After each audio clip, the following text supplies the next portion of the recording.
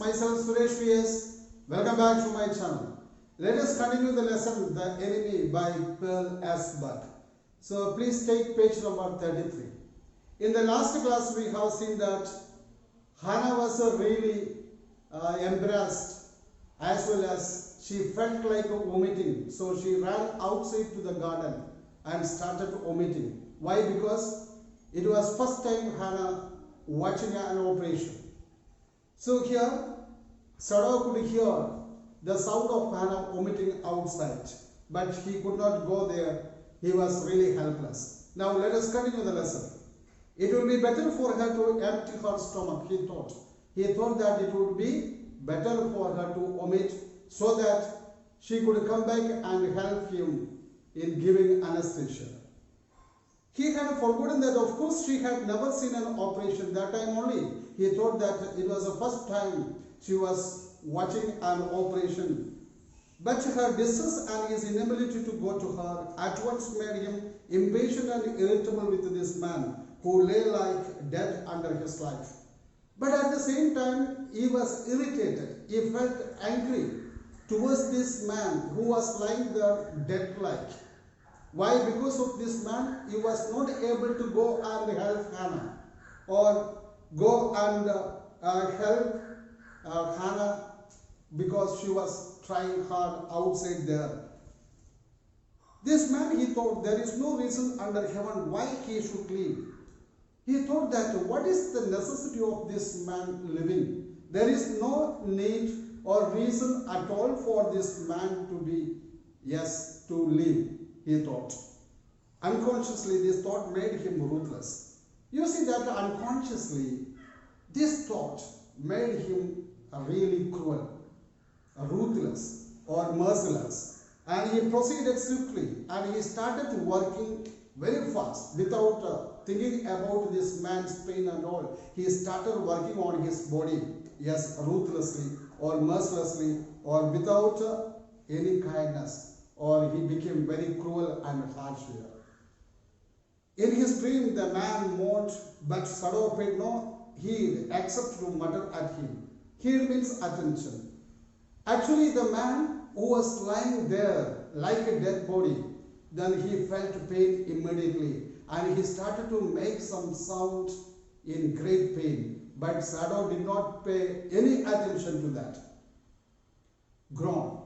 He muttered, okay, you cry. Groan means cry with great pain. Groan. He muttered, he whispered. Groan, if you like, I am not doing this for my own pleasure. ये मेरा pleasure के लिए, happiness के लिए नहीं कर रहा हूँ. अगर रो रहे तो तुम रो. And you see that he was mercilessly here and he behaved in such a way. In fact, I do not know why I am doing it. In fact, I do not know why I am doing it. That means he did not know or did not have any reason for doing so. मुझे मालूम नहीं क्यों कर रहे मैं ये सब. The door opened and there was Hannah again. And now Hannah came back, returned. Where is the anesthetic? He asked in a clear voice. In a clear voice, he asked to Hannah. Hannah asked to Sadao, where is the anesthetic? Now she had a clear voice. That means she is almost ready to help Sadao. She has already prepared to help Sadao. So in a very clear voice, she asked, where is the anesthetic? Sadao motioned with his chin and he did not utter a word. Instead of that, he made a gesture or an action with his chin. You know, the chin, that is the lower part of the lobe. It is as well that you come back. He said, this fellow is beginning to stir. Oh, अच्छा हो गया तू वापस आ गया. ये आदमी बहोश में आ गया. He had come back to his consciousness. She had the bottle and some cotton in her hand. And you see the man, he started to move now. So Sadao felt it was good for Hannah came back. And now he asked her to or ordered her to take some cotton. But how shall he do it, she asked. It was the first time Hannah was doing this. So she asked her, how can I do it then? Simply saturate the cotton. Saturate means soak. Okay, wet the cotton. Simply use saturate or soak the cotton and hold it near his nostrils. You see the nostrils. You just keep it close to his nostrils. That is enough. Sadowa replied without delaying for one moment the intricate details of his work. But you see that Sadowa replied it very fast. He was not paying any attention to any other activities because he was engaged in an intricate, very delicate activity, that is operation. So, giving full attention to his work or very delicate work, he said to Hannah. When he breathes back, move it away a little. When he starts breathing, so what you have to do? You keep it away, the cotton, a little. She crouched close to the sleeping face of the young American. It was piteously thin face. Now she crouched, that means bent her body very close to the American and the young American.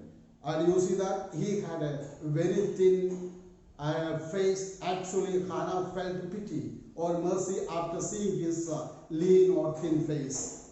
She thought, and the lips were twisted, and not only that, the lips of the young American that were out of shape. So seeing that pathetic face of the young American, really she felt pity on the man.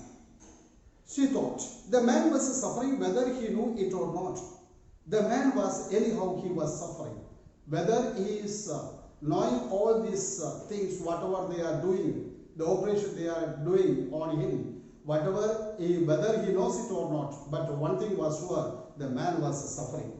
Watching him, she wondered if the stories they heard sometimes of the sufferings of prisoners were true. So watching this man, she thought about many of the stories that she had heard before. बहुत सारे stories सुना, ऐसे torturing Japanese army का torturing के बारे में.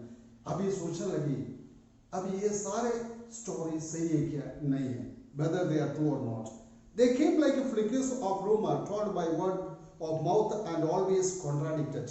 And these stories were spread from people to people. Okay, they were like flickers of rumor. Flickers means brief feelings of a rumor. Rumor means hearsay. That means people used to say that passed from one person to another person. But very often they were happened just opposite to that, contradicted. Contradicted means opposed or denied the truth. In the newspapers, the reports were always that whenever the Japanese armies went, the people received them gladly.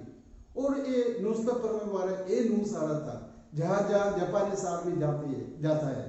So all these places they were received with a great happiness, और people इनको बहुत खुश से receive किया.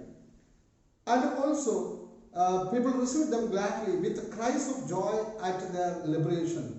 And the people, they expressed their happiness for getting the freedom. Liberation means freedom. They expressed their happiness to the Japanese army for getting them freedom. But sometimes she remembered such men as General Takuma. And now she started to thinking about the things that she heard about General Takuma.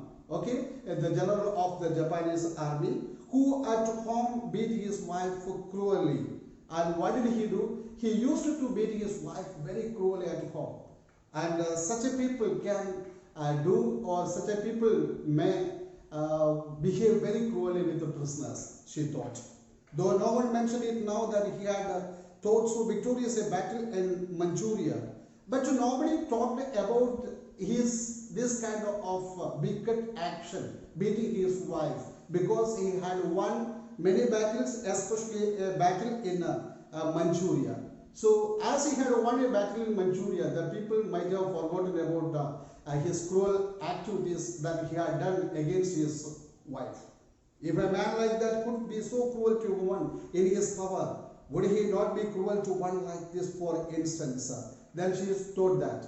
If a man he could be cruel towards his wife, can't he be cruel towards a prisoner like him? That means there is a possibility that the prisoners in captivity were tortured or behaved cruelly with them. She hoped anxiously that this young man had not been tortured, or she thought, or she anxiously she hoped that this man should not have been tortured such a way. It was at this moment that she observed deep red scars on his neck, just under the ear. And that time only Hannah noticed a red mark just under the ear, a deep red mark. Then that was there. That is the sign he has been tortured by the Japanese army. Those scars, those marks. She murmured, lifting her eyes to Sadova. Just lifting her eyes to Sadova, asked, "Ye dekho, ye scars dekho idhar." But he did not answer. At this moment, he felt the tip of his instrument strike against something hard. But Sadova did not give any answer. That time only he felt his instrument hit something very hard. कोई hard object में Sadova का instrument, yes, surgical instrument touch किया, dangerously near the kidney. But it was very near to the kidney. All thought left him, and you see that he was not at all worried or bothered about anything else. His complete concentration that was on the operation, on his operation. He felt only the purest pleasure. Or finding out the bullet, he was really happy. So he felt really happy after finding the bullet there.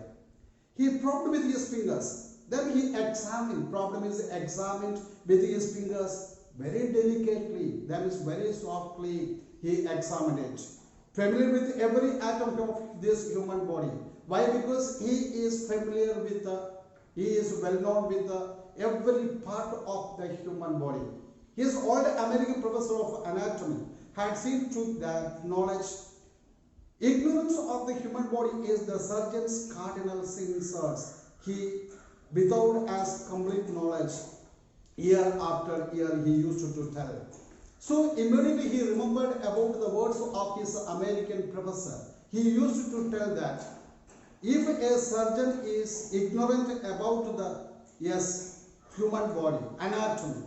So ignorance about the anatomy, that means the knowledge about the human body. If a surgeon is doing the operation, it is really a sin. So ignorance of the human body is the surgeon's cardinal sin. The cardinal sin means a fundamental offense. It's a fundamental offense if a surgeon operate a person without the knowledge of his human body. He used to tell. He thundered in his class year after year. That means he wrote very loudly. He said very loudly year after year this thing to the students. He thought about that. To operate without us complete knowledge of the body, as we had made it, anything less than that is murder. So body के बारे में without the knowledge about the body, एक आदमी अगर operation किया, उनको कुछ हो गया, it is equal to murder. He used to say. It is not quite at the kidney. They, my friend, Sadova said to this man, but he may not be hearing all these things. Then he said, "Oh, my friend, you are lucky because the bullet did not hit your kidney, did not touch your kidney. It just missed your kidney." It was his habit to murmur to the patient when he forgot himself in an operation. ये देखो, operation में पूरा अपना आप भूल जाते हैं. And that time he used to talk to his patients and call them as friends. My friend, he always called his patients, and so now he did, forgetting that this was enemy. But this time he forgot that this man was his enemy. Then quickly with the cleanest and most precise incisions. Incision is sharp cut. So very quickly and also with the very cleanest cuts. What did he do? The bullet was out. He had taken the bullet out. That means with a few precise as well as the sharp cuts, then he could take out the bullet. The man cured, but he was still unconscious. Immediately the man trembled. He shivered, but then also he was in his unconscious state. Nevertheless, he muttered a few English words. Even then, he spoke a few English words. Guts, he muttered, choking. Guts, intestines, entrails, he muttered. They got my entrails. They got, oh, mera intestine bahar nigal rahe. Then he said something in his unconscious state. Sadova, suno, Sadova. Hannah cried sharply. Hush, Then Sarva said, keep quiet. The man sank again into silence so profound that Sarva took up his rest. Again that man, he fell to his unconscious state. He became unconscious again. Profound means deep. He became silent. He was in his deep unconscious state. And that time Sarva took his rest, hating the touch of it. Then he took the wrist of the man. Actually, he hated the touch of that man, but he took the wrist of him and examined his pulse. Then he said, still a pulse to faint. Pulse is there, but it is too faint. Halka se, फिर भी pulse तो है. So feeble. So feeble means so weak. बहुत हल्का है. But enough. But this is enough for a man to survive if he wanted. That means if a man desires to survive, that is enough. This pulse rate, that is enough. And if he wanted the man to live, to give hope, that means there is still hope that this man would survive. Abhi bhi hope hai, a man जिंदा रहेगा. But certainly I do not want this man to live, he thought. फिर सोचा, अरे ये आदमी जिंदा होने का कोई जरूरत नहीं है. Certainly I don't want this man to be alive. No more anesthetic, he told Hannah. Then he ordered it to Hannah. अभी कोई anesthetic देने का जरूरत नहीं. He turned as swiftly as though he had never. Yes, paused, and from his medicines he chose a small vial means bottle, and from it filled a hypodermic. Hypodermic means an injection, and thrust it into the patient's left arm. Thrust means pushed. So immediately what did he do? Very fast he took out an injection and pushed out the injection into the patient's left arm, or left arm में एक injection दे दिया. Then putting down the needle, he took the man's wrist again. फिर वापस injection needle नीचे रखा, and afterwards he examined the man's wrist one more time. The pulse under his fingers fluttered. Fluttered means shivered, or pulse under his arms it started beating once or twice. पहले एक बार, फिर दो बार. That means in an irregular way it started beating and then grew stronger. The pulse rate gradually it increased. This man will live in spite of all, he said to Hannah inside. फिर बोला, at any cost, this man will survive, this man will live. He said to his wife. Dear students, let me wind up today's class here. I hope all of you understood this part very well. So please like and subscribe my channel. Thank you. Thank you.